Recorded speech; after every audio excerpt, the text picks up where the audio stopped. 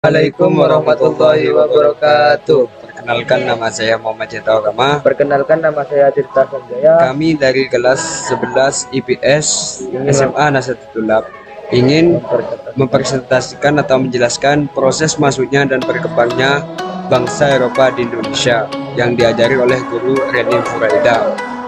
Oke, yang pertama itu ada latar belakang. Latar belakang masuknya penjajahan bangsa Eropa ke Indonesia. Indonesia dikenal sebagai daerah penghasilan rempah-rempah. Rempah-rempah dicari bangsa Eropa karena manfaatnya sebagai penghangat dan bisa dijadikan pengawet makanan. Selain karena harganya yang mahal, memiliki rempah-rempah juga menjadi simbol kejayaan seorang raja pada saat itu. Dari faktor-faktor tersebut, banyak bangsa Eropa yang berusaha untuk menemukan daerah penghasilan rempah-rempah, salah satunya Indonesia. Menuju slide yang ketiga, yaitu proses masuknya penjajahan bangsa Portugis yang dipimpin oleh Bartolomeu Dias melakukan penjajahan samudra dan sampai di Tanjung Harapan, Afrika Selatan pada tahun 1488. Penjajahan lalu diteruskan Vasco dan Gama yang sampai di Goa, India pada 1498, lalu pulang ke Lisboa, Portugis dengan membawa rempah-rempah. Portugis pun semakin gigih dalam mencari sumber rempah-rempah. Untuk itu, Portugis melanjutkan ekspedisi ke timur yang dipimpin oleh Alfonso d'Albuquerque untuk menguasai Malaka. Ia berhasil menguasai Malaka sebagai pusat perdagangan rempah-rempah di Asia Tenggara pada 10 Agustus 1511. Menuju slide yang nomor 4, yaitu proses masuknya penjajahan bangsa Spanyol. Orang Spanyol yang pertama kali melakukan penjajahan samudra adalah Tristan Columbus pada tahun 1492. Ia berlayar ke arah barat melewati Samudra Atlantik hingga akhirnya tiba di benua Afrika. Saat itu Columbus berpikir kalau dia telah sampai di daerah yang ditujunya, yaitu India. Karena itulah Columbus lalu menamakan penduduk lokal yang ia temui sebagai warga India. Penjajahan berikutnya dilakukan oleh Magallanes dari Spanyol ke barat daya, melintasi Samudra Atlantik sampai di ujung selatan Amerika, kemudian melewati Samudra Pasifik dan mendarat di Filipina pada tahun 1521. Pelayaran Magallanes berpengaruh bagi dunia ilmu pengetahuan karena dirinya penghasil membuktikan bahwa bumi itu bulat. Penjelajahan Pangelis kemudian dilanjutkan Sebastian Elcano pada 1522. Sebastian Elcano berlabuh di Tidora, namun kedatangan mereka dianggap melanggar perjanjian Tordesillas. Untuk permasalahan keduanya, Portugis dan Spanyol melakukan perjanjian Saragossa pada tahun 1529. Menuju slide yang nomor 5, yaitu proses masuknya penjajahan bangsa Belanda pada tahun 1596. Dipimpin oleh Johannes den Houtman, berhasil mendarat di Banten. Sikap Belanda yang kurang ramah dan berusaha monopoli perdagangan di Banten membuat Sultan Banten saat itu marah. Akibatnya ekspedisi ini terbilang gagal. Sekitar 1598 sampai 1600 perdagangan Belanda mulai berdatangan kembali. Kedatangan kali ini dipimpin oleh Jacob van Eyck. Ia berhasil mendarat di Maluku dan membawa rempah-rempah. Keberhasilan van Eyck menyebabkan semakin banyak perdagangan Belanda datang ke Indonesia. Jadi yang membuka perdagangan yang pertama kali yaitu Johannes de Houtman. Berhubungnya waktu, perdagangan Johannes de Houtman ini bagus dan diganti oleh Jacob van Eyck. Jacob van Eyck ini yang mengakhiri perdagangan fungsi karena ia melakukan korupsi kepada bangsa Indonesia.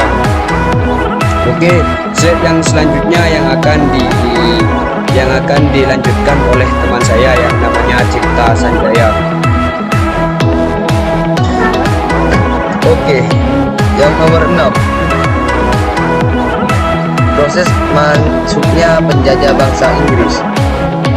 Masuknya bangsa Inggris ke Indonesia juga bertujuan mencari rempah-rempah. Tokoh penjelajahnya adalah Sir Henry Middleton dan James Cook. Henry Middleton mulai menjelajahi di tahun 1600 Inggris menyusuri perairan Cabo da Roca atau Portugal dan Pulau Kanari. Henry Middleton lanjut menuju perairan Afrika Selatan hingga Samudra Hindia. Ia sampai di Sumatera, lalu menuju Banten dan di akhir 6004. Ia berlayar ke Ambon 1905, lalu ke Ternate serta Tidore dan mendapatkan rempah-rempah seperti lada, cengkeh, sedangkan James Cook sampai ke Batavia pada tahun 1770 setelah dari Australia. Oke, selanjutnya yang nomor 7.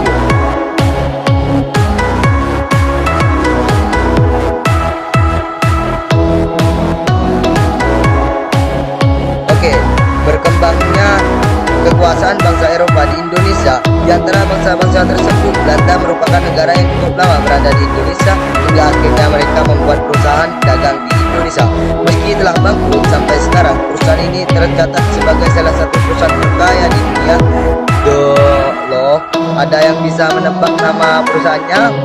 Bregenle Oxford Company atau lebih dikenal dengan VOC merupakan perusahaan dagang tersebut. VOC didirikan pada 20 Maret 1902 oleh Johan van Oldenburg. Kepemimpinannya dipegang oleh 17 orang pemegang saham atau Herenzeventin. Biar berkedudukan di Amsterdam, tujuan pembentuknya adalah: satu, menghindari persaingan sama perdagangan Belanda; dua, memperkuat Belanda dalam persaingan dengan bangsa Eropa; tiga, memonopolikan perdagangan rempah-rempah di Indonesia. Oke, kita lanjut ke slide berikutnya. Yang nomor 8, perebutan politik hegemoni bangsa Eropa di Indonesia. 1. Masa pemerintahan Republik Batavia.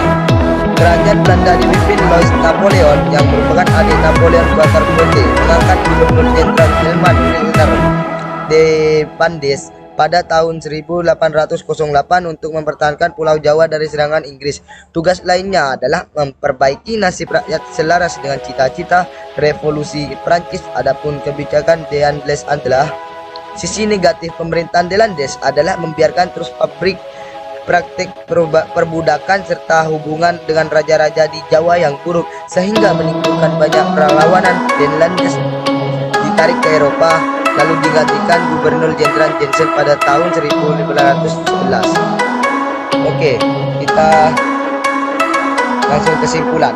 Kesimpulannya adalah dari pembahasan di atas dilatar belakangi perubahan politik, ekonomi, sosial, agama, dan teknologi di Eropa pada abad ke-15. Tujuan bangsa-bangsa Eropa ke Indonesia ialah untuk menyebar agama Nasrani atau Katolik dan Protestan, atau mencari emas serta mendapatkan dagangan rempah-rempah dan dagangan lain seperti sutra dan Cina.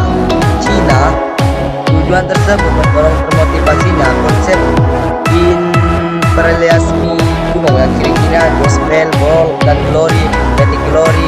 Glory adalah konsep untuk menyebar agama Nasrani, baik Katolik maupun Protestan. Gold adalah konsep mencari emas termasuk rempah-rempah yang dapat mendatangkan kekayaan bagi negara merkantilisme. Dan yang ketiga, ketika sudah menggapai glory atau konsep penguasaan daerah lain akan memberikan kejayaan bagi negeri. Apabila ada kesalahan, mohon maaf sebesar-besarnya. Saya dari kelompok 1. Wassalamualaikum warahmatullahi wabarakatuh.